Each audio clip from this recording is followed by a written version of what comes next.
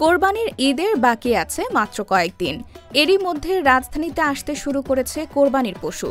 ছোট বড় নানা ধরনের পশুর দেখা মিলছে কোরবানির হাটগুলোতে। এরই মধ্যে গাবতলী হাটে দেখা মিলল গাড়লের, যা হাটে আসা ক্রেতাদের বেশ ভালোই নজর কাটছে। আর এখন এই সপ্তাহের ভিতরে 15টা অলরেডি গেছে, তার কুরবানির উপলক্ষে নিয়ে গেছে। কুরবানি উপলক্ষে নিয়েছে, আর এগুলো কালকে আজকে রাইতে নামাইছি। দাম সচরাচর তো একটা বিভিন্ন রকমের দামের আছে, ঠিক আছে।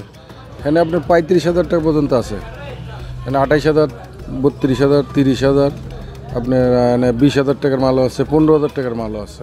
মানে এক কোয়ালিটি এক দাম। গাড়ল আনলাম, গাড়ল মানুষ কুরবানি দেয়, কুরবানির জিনিস, একটা সুন্দর জিনিস আনছি, সুন্দর জিনিস মানুষ কুরবানি দেয়, এই হিসাবে আনছি।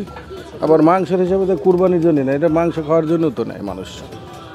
এটা খাসি মাংসের দামের দাম সেম, বরঞ্চ খাসির মাংস থেকে এগুলো মাংস ভালো তো।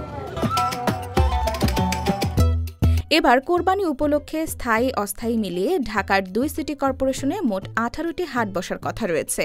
এর মধ্যে ঢাকা উত্তর সিটির অধীনে উত্তরা 16 ও 18 নম্বর সেক্টর, ভাটারা ও মিরপুর 6-এর ইস্টার্ন হাউজিংয়ের খালি জায়গায় সহ 9টি স্থানে হাট বসবে। আর স্থায়ী হাট হিসেবে পশু কেনাবেচা হবে গাবতলীতে। তবে আইনি জটিলতায় এবার মেরাদিয়া ও আফতাবনগরে বসবে না কোনো পশুর হাট। ঢাকা দক্ষিণ সিটির সারুলিয়া, হাজারীবাগ, শ্যামপুর সহ 9টি স্থানে বসবে পশুর হাট। এসব হাটের বর্জ্য ব্যবস্থাপনায় ইজারাদারদের করা হয়েছে সতর্ক। পশুর হাটে অনিয়ম রোধে মোবাইল কোর্ট চালানোর কথাও জানায় আইনশৃঙ্খলা বাহিনী। হাটের ইজারা দিতে নিরপেক্ষ থাকবে সিটি কর্পোরেশন। তাদের ওপর কড়া নির্দেশ থাকবে যাতে রাস্তা নোংরা না করা হয়। নির্ধারিত স্থানে হাট পরিচালনা ছাড়াও বর্জ্য ব্যবস্থাপনায় জোর তদারকি করবে নগর কর্তৃপক্ষ।